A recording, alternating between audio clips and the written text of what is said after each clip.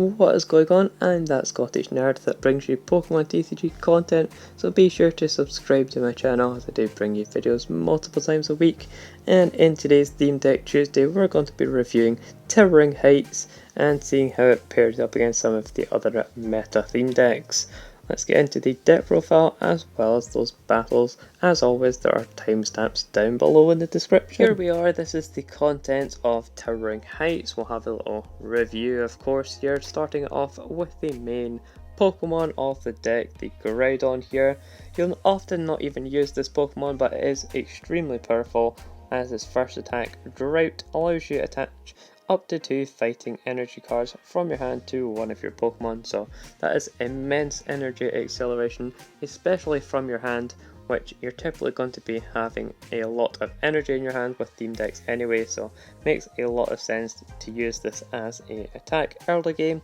And then you can go into Trembling Ground for 130. You can't use the attack next turn, but still doing that 130 is very effective at getting a knockout on the majority of theme deck Pokemon.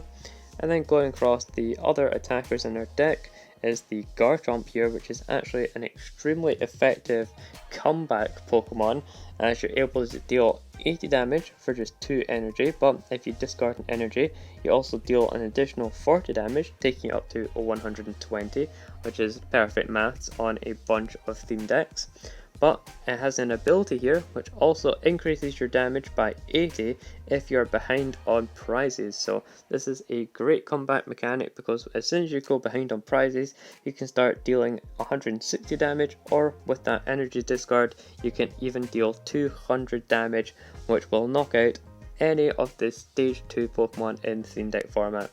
Incredibly powerful, and to top it all off, it does have free retreat as well, so super good card to get into play when you can. And going across some of our other evolutions here is the Seismitoad line. You'll often not even attack with the Seismitoad itself, but it does have a very powerful ability. It allows you to search your deck for a card and put it on the top of your deck, so you can easily draw into it with one of your draw supporters or just get it for the following turns. But for the most part, you're actually going to be attacking with this Palpitoad, as it does have an attack for just 1 energy which deals 60 damage, which is extremely effective in the early game. Typically your opponent is going to be trying to use their Pokemon to draw cards or set up, whereas you're going to be hitting them for 60 very early on. And you also have to deal 10 damage to each of your bench Pokemon, but you have a perfect combo with this, as you have Throw here for 2 energy, deals 120 damage if any of your Pokemon on the bench have damage counters on them. So very awesome synergistic deck, as everything combos together very nicely. And if you need some extra setup, we do also have a couple of Pissimian here with Spike Draw, which for a fighting energy draws you 2 cards, but it also does 20 damage, so very good at poking away, chipping away at those stage 2 evolution Pokemon that often have very high HP. You can start dealing damage to those before they even evolve. And finally here we do have a copy of Mew. There's not a huge amount of theme decks which deal spread damage, but the ones that are, you are going to be able to protect against those. But for the most part, I actually really like this for the Cyper attack, as you're able to deal 3 damage counters across your opponent's board any way that you like. So if you're just short of a knockout, you can go in with Mew and finish off your opponent's Pokemon. You can even use this to take multiple knockouts if your opponent is switching and retreating quite a lot. Now moving into the trainer cards, we have a very nice selection in this deck, which is very consistent.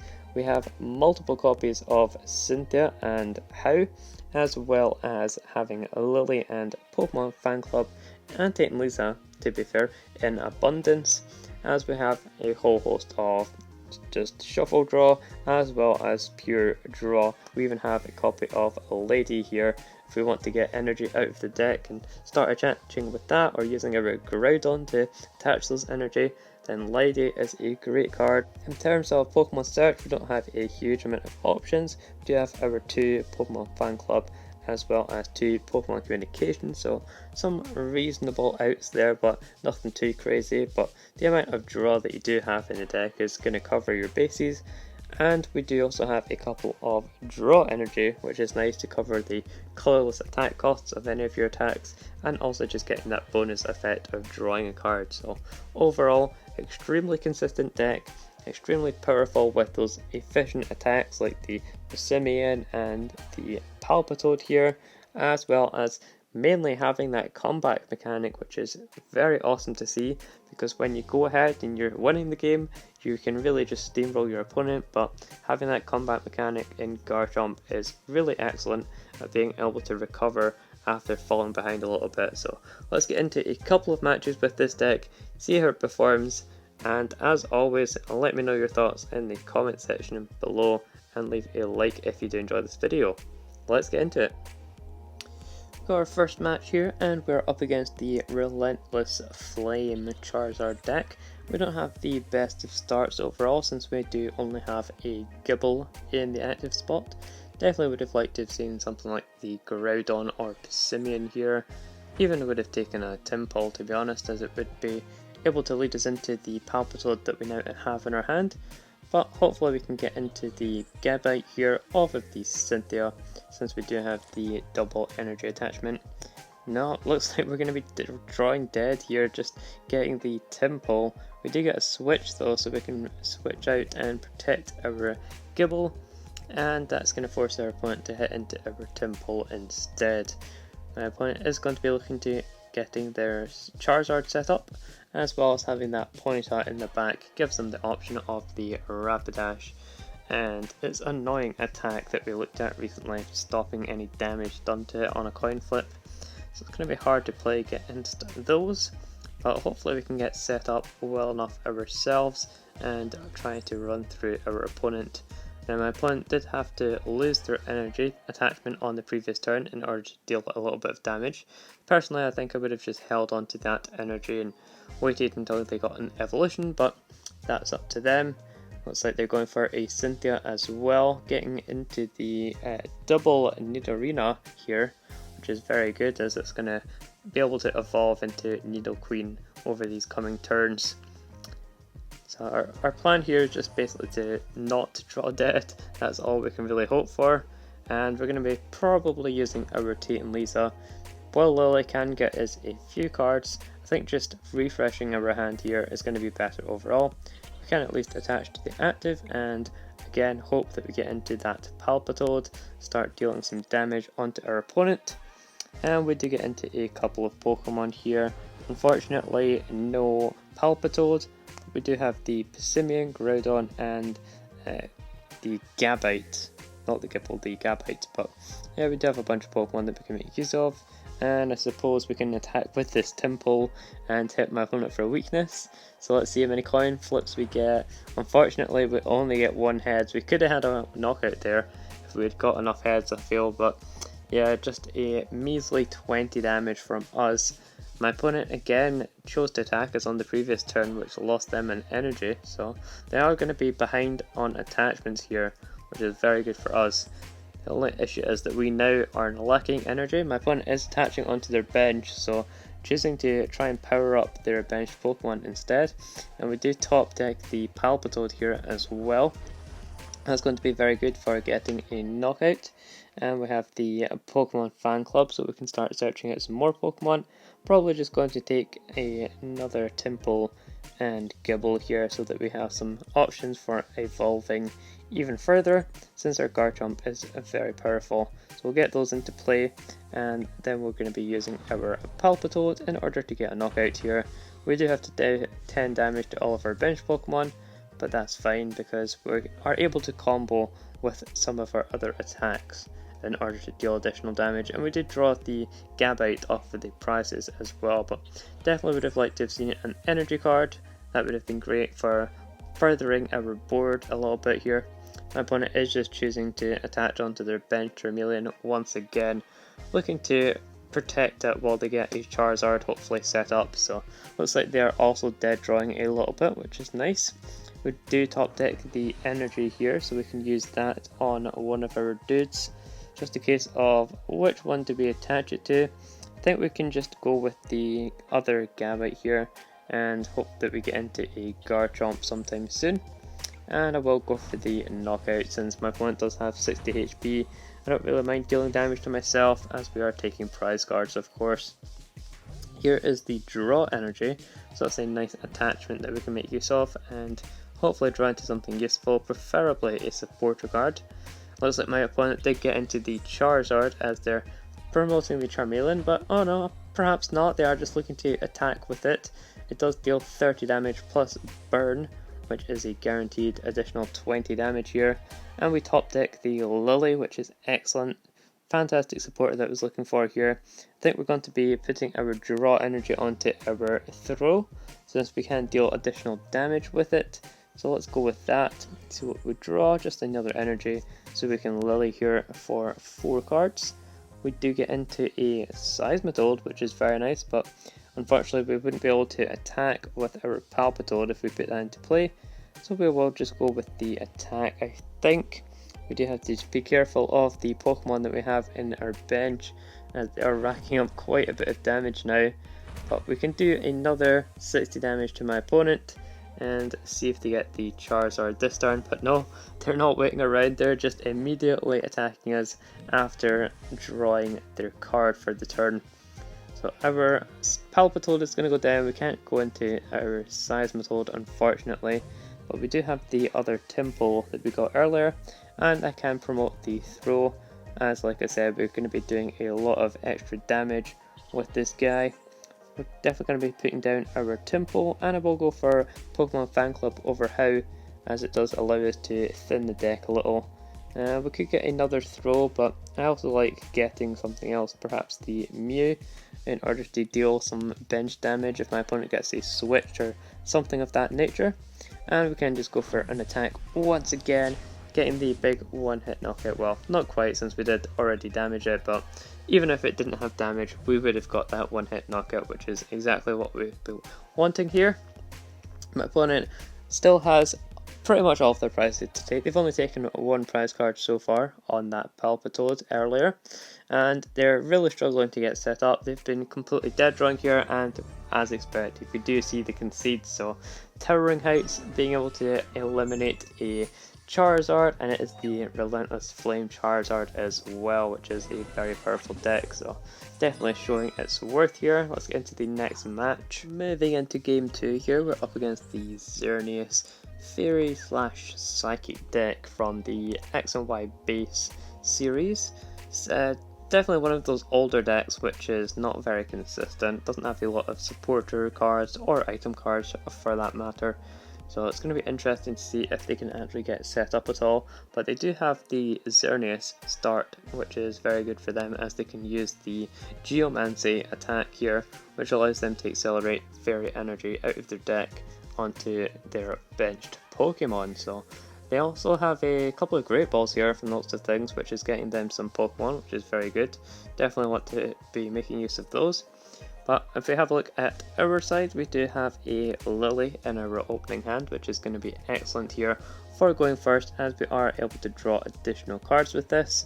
And it's a bit unfortunate that we have a couple of cards that we can't play out, but I'm definitely going to be making use of Lily here in order to get the full value from it. We do have some reasonable Pokemon that we can make use of as well here, which is great. I will be putting down these extra Temple here, seems reasonable, and we can even go ahead and attach to one of them. I think we'll put it onto the Gibble actually, that seems fine, and then we can just pass it over to my opponent, as there's not much else that we can do here. And we are going to be looking to use the Pokemon Communication in order to evolve into a Palpitoad, or alternatively, if we don't get the energy, then we will definitely be going into the Garchomp instead. So definitely hoping for the energy off the top deck. So perhaps I should have attached it to the Temple in order to attack with that Palpitoad, but I just want to have the security blanket there of potentially being able to attack with the Garchomp in the future. We'll go ahead and use our Pokemon Communication, putting the Seismitoad back into the deck, and we'll grab ourselves the Palpitoad that we mentioned, as it is such a powerful attacker, and definitely want to evolve into that nice and quickly We'll even go for the switch as well, since we have it in the hand, before using Tate and Lisa. And I don't mind putting a Mew into play here as well, just in case we need to finish something off with that Psy Power attack. And right enough, we do draw the energy that we can use to get an attack off here with our Palpitoad, dealing 60 damage as well as 10 to each of our own benched Pokemon. We do have the throw in play as well, so if we can get some energy onto that, that would be very good for doing some big damage to my opponent nice and consistently. But if not, then we're just going to have to go in with our Garchomp, assuming of course that we can find a Gibble here. My opponent is starting to attach onto their active Xerneas, so they've had enough of Geomancy and they want to start taking some knockouts here, seeing that we're able to deal damage. And they are going to be accelerating energy once again though with the Geomancy attack. And their hand is looking pretty small, so I'm guessing they just have a couple of energy for the most part. Certainly going to be making use of the Pokemon Fan Club to thin the deck a little bit. We'll go ahead and grab a Pissimian as well as another Gibble. The Pissimian could come in really useful here. Of course, if we get the energy, that's going to be the key. Now, we'll be using our Palpitoad once again to attack, and my opponent does have the 10 HP remaining, since they do have 130 total HP, and that's exactly where the Mew here could come in useful, as we can take a knockout on the Xerneas if they do choose to get a knockout on us here. They do need the energy though, so they might miss the knockout.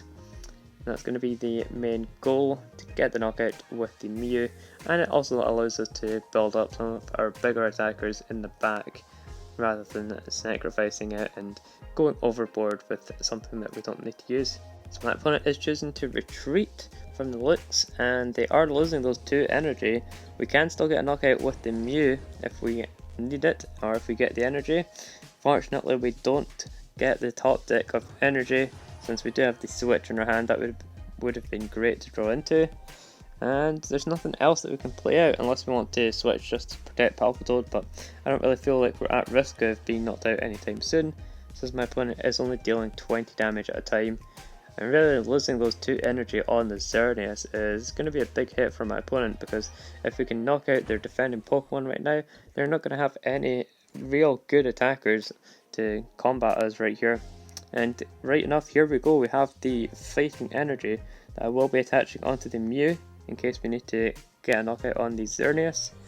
And I will just go for the 60 as well on this defending Pokemon, since it is almost able to get knocked out. It has 70 HP as you can see, so we can actually go for a double knockout with Mew's Psy Power, dealing 10 damage to the active and to the Xerneas on the bench there.